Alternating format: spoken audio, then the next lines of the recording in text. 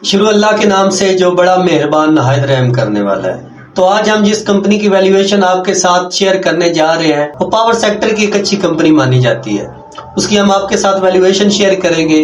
हमारी वैल्यूएशन के हिसाब से लॉन्ग टर्म इस कंपनी के अंदर पोजीशन नहीं बनानी चाहिए। उसकी रीजन हम आगे जाके आपको बताएंगे किस रीजन की वजह से हम इसको सिर्फ शॉर्ट टर्म के लिए सोच रहे हैं, लॉन्ग टर्म इसका हम नहीं सोच रहे। इस वक्त जब मैं ये वीडियो रिकॉर्ड कर रहा हूँ उस वक्त इसका जो मार्केट कैप है तकरीबन 163 अरब है और ये शेयर 126 रुपए पे ट्रेड कर रहा है। और इसका जो ईपीएस आया है पहले क्वार्टर का वो तकरीबन 14 रुपए 74 पैसे है, बहुत अच्छा आया है। इस हिसाब से इसका जो प्राइस टू अर्निंग रेशियो है वो बहुत कम हो गया, तकरीबन 2-2.5 रुपए के आसपास हो गई है।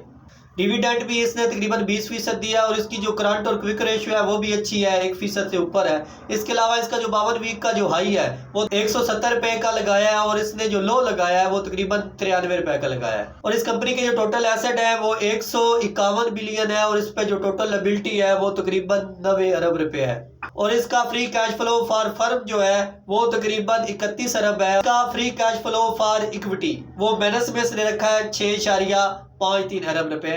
तो जी आप उस रीजन पे चलते हैं जी क्यों नहीं हम इसको लॉन्ग टर्म के लिए खरीद रहे। उसकी वजह ये है भाई कंपनी के अंदर जो कंपनी के प्रमोटर है, जो कंपनी के मालिक है, उनकी होल्डिंग बहुत कम है, वो 0.08% है।